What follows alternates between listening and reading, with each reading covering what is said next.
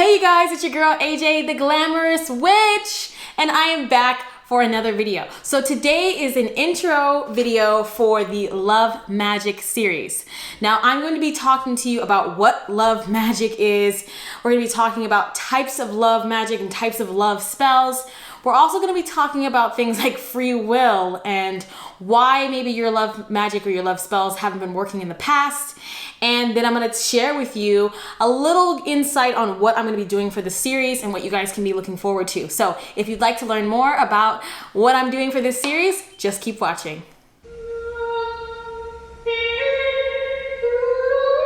So let's talk about love magic. Now I have a binder here with notes on it. So if you see me looking down, that's what I'm doing.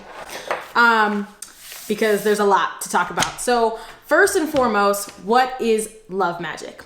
Love magic is the art of conjuring and celebrating love when it comes to romantic love or carnal love, to draw in and attract a loving partner or commitment, to increase or improve things like intimacy and connection within an existing relationship, to pull someone forward so that you can have that, to enjoy your life with them, whether it be through just like everyday things or sex and higher levels of commitment.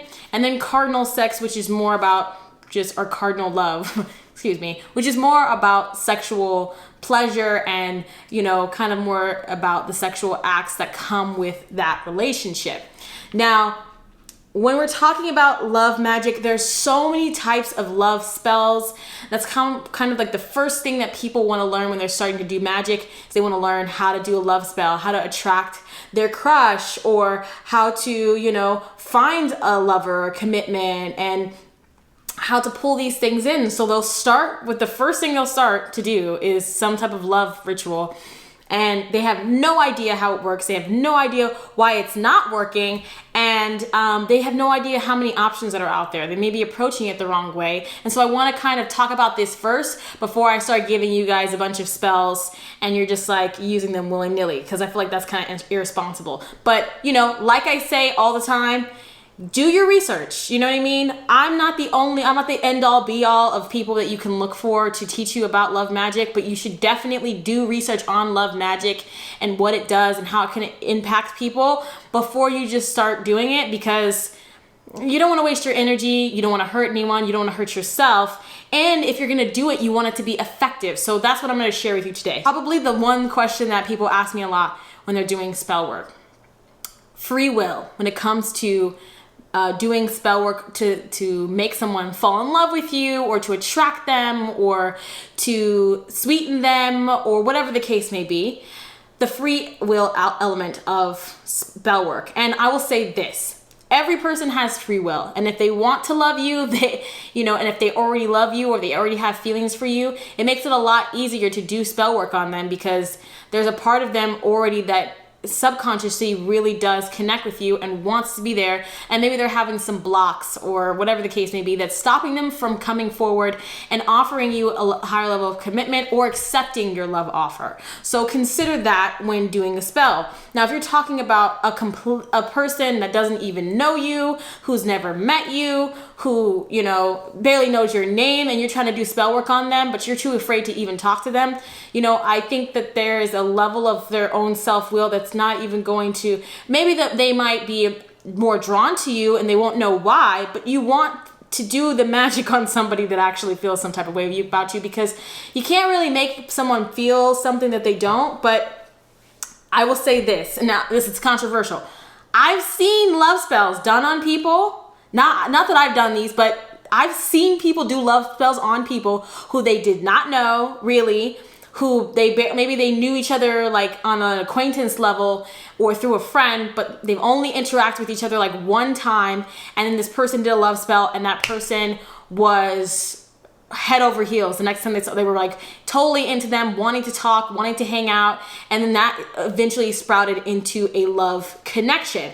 Now, that is an exception, and I won't even say exception, because in the world of magic, anything is possible. So I'm not even gonna say that. But what I will say is it is definitely possible for you to do a magic spell over somebody and who doesn't really know you and doesn't really have a whole lot of history with you, and for your spell to be effective. But you do need to consider the fact that their free will still be in play. And we're going to get into how to go about potentially maneuvering through that large obstacle, which is their mind. Now that we've talked about that, and I kind of want to talk about also like taking more realistic approaches with magic. And I kind of brushed on that, but just to say, don't do love magic on people who don't know that you even exist. If you like a person, make the effort to have some type of a connection, whether it's a friendship or a working relationship, something that so they know who the fuck you are,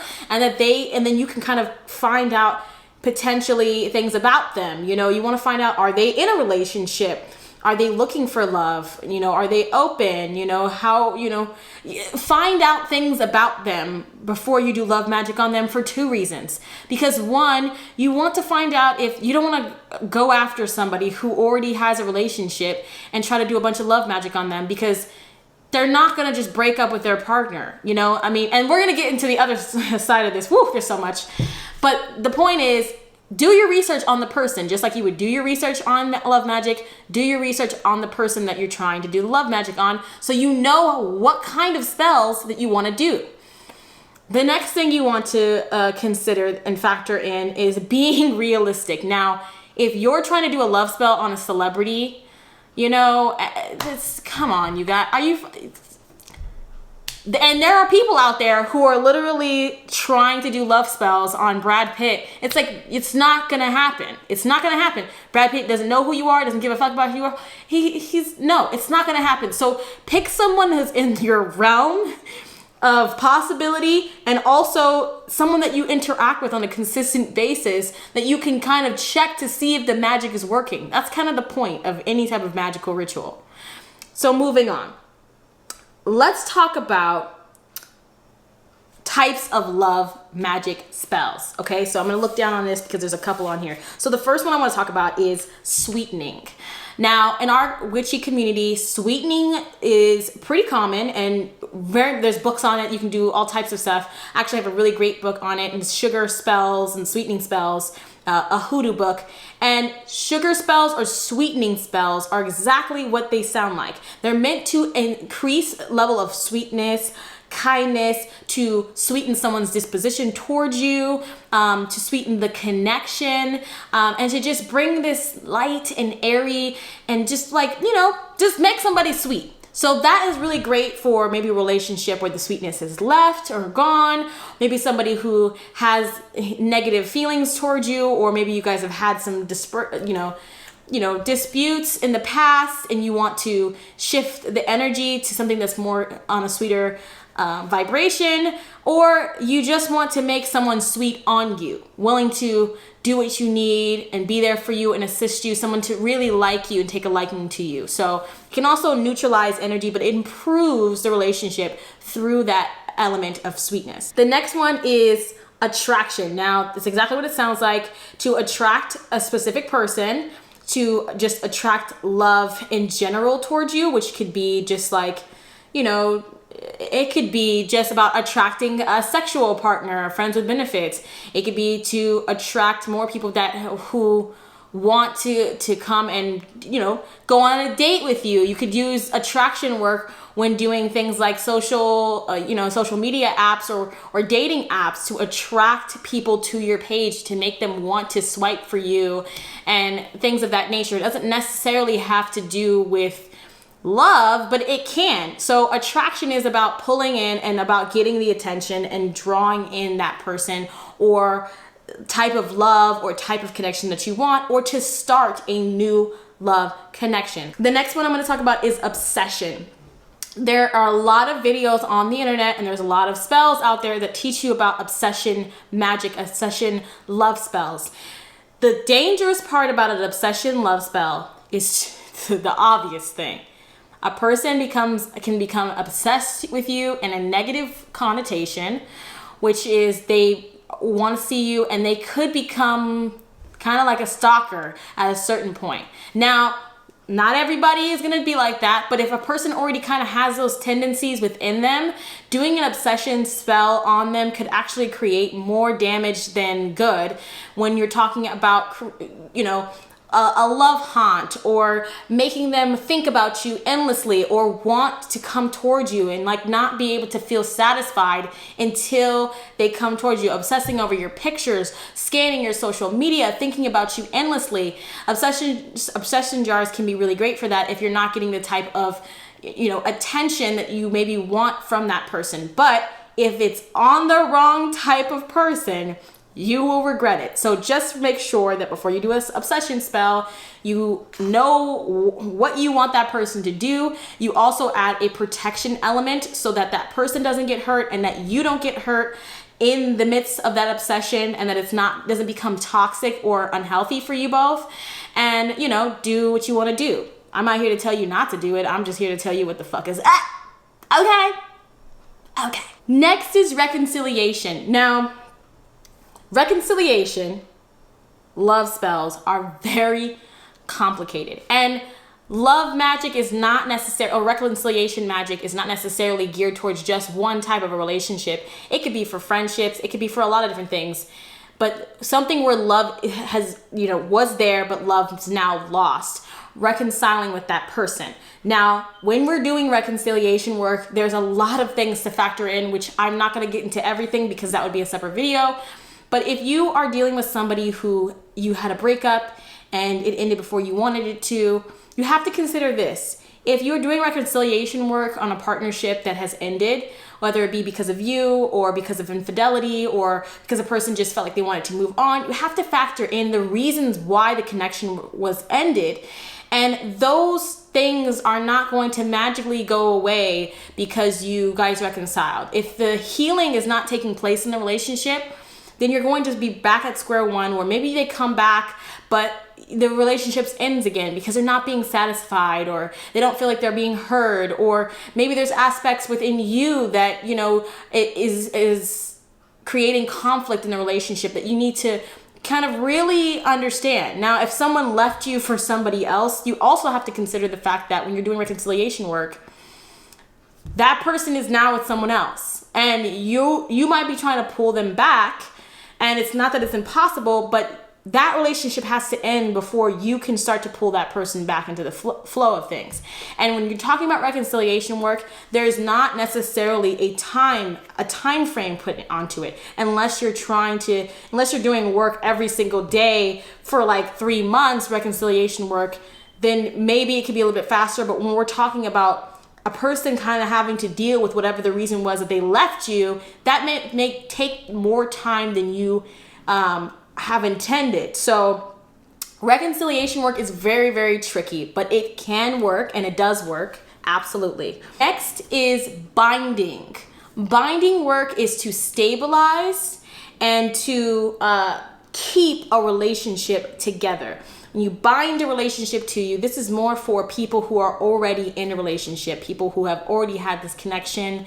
You know, it's really great for people who are married, who already have a love connection. It doesn't necessarily mean that you're doing the binding because you're afraid of your partner leaving you, but it's just to solidify and stabilize your relationship, and keep you guys very close and together and connected. I think that binding work in that way is a very healthy thing to do in your relationship, especially if you guys are, you know, married or stepping into a higher level of your relationship, or you're trying to like move in together, things of that nature. Binding work is really, really great, and I feel like it's very important. Next is going to be tranquility love magic. Now, tranquility love magic is kind of like sweetening, but different in that it's more about ending quarrels and fights within a love connection, neutralizing anger or frustration, and calming things down. You know, maybe there has been a big fight or an upheaval in the home. Maybe you guys got into like a little tiff, but it kind of like turned into something else. And you know what I mean? Maybe you want to create a tranquil space so that you and your partner can have a better connection. And I think tranquility magic, when it comes, or love magic, is really beneficial to kind of keep an upkeep on with your, I think it's really important to have an upkeep on those types of rituals and spells because it provides a lot of healing in a way that you don't have to go and do another spell. You know, when that level of peace is in your relationship and in the space, then problems and issues or quarrels or fights or disagreements don't go off into a place that, you know, can be hurtful. They kind of stay in this realm, and things can actually be solved and solutions can be, you know, brought about into any situation. Next is communication love magic. Now, that is exactly what it sounds like. When we're talking about improving or increasing the amount of communication, you know, honesty, transparency, when we're talking about our love connection, very, very important types of magics, especially if your partner is not really somebody who talks about their feelings. You feel like you don't really get to talk with your partner very often, and you want to increase that connection to feel closer to them and know what they're feeling or what they're thinking, and to be able to feel like you can talk, and to increase or improve that type of communication, or to change the type of way that you guys talk to each other. You know, that's another way of using those types of spells. You know, if maybe you guys have a tendency to speak to each other kind of negatively or harsh, or maybe, you know, maybe you're more biting or whatever the case may be, you want to change the communication or improve it so that you guys can have more of a healthy, happy, and whole type of love connection that's rooted in, like, I'm really thinking about what I'm saying because I want to make sure that what I'm saying is positive and is loving and is considerate of the other person. Next is domination. Domination, a love work, is usually for people who can't get a rein on their dude, you know, or their girlfriend. You know, maybe you have a partner who has a wandering eye, or doesn't want to help out around the house, or whatever the case may be, and you want to have a little bit more control over how the dynamic goes. Now, I will say this: domination love work is very powerful, but the issue with domination love work is that a person can feel like they don't have any power or any control, and it can weaken them in their own personal life and in their own pursuits. If you don't care about that, then whatever. But if you're trying to be in control or have the upper hand in the situation, domination love work is the way to go. Next is lust and sex love magic and spells. Lust and sex magic is all about exactly that: a sexual and a sexually intimate relationship or connection that's not really rooted in romance or deep love. It's more rooted in the physical, and to enjoy the sensual, you know, aspects of a connection. So this is for people who are single and who, you know, are not really looking to have a deep connection with somebody, but just want to have really great sex and want to have, you know, that passionate feeling that kind of like rises up in them with a person or multiple people. To increase your sex drive or to increase your sexual energy. Very, very powerful love magic, and yes, very potent. Next is passion and desire love magic.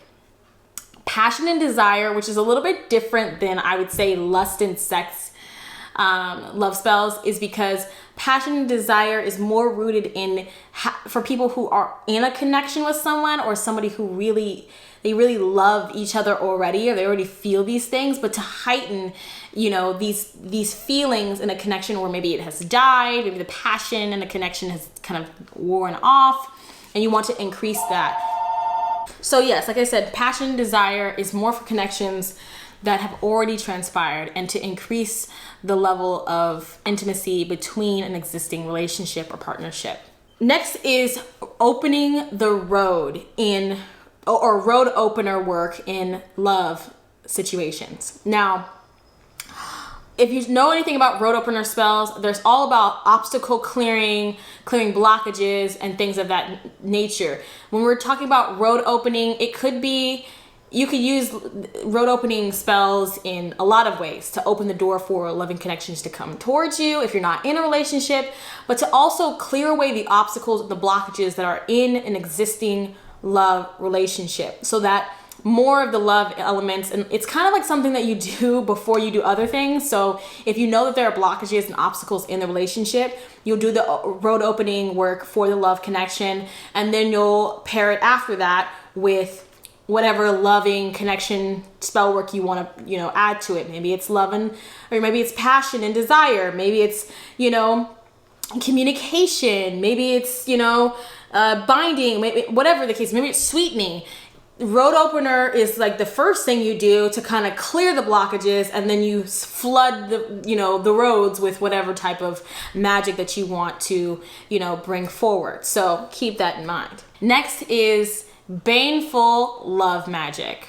Now, typically, you wouldn't have people talk about baneful love magic when we're talking whatever, but I'm going to give you everything. I'm going to give you all the tea.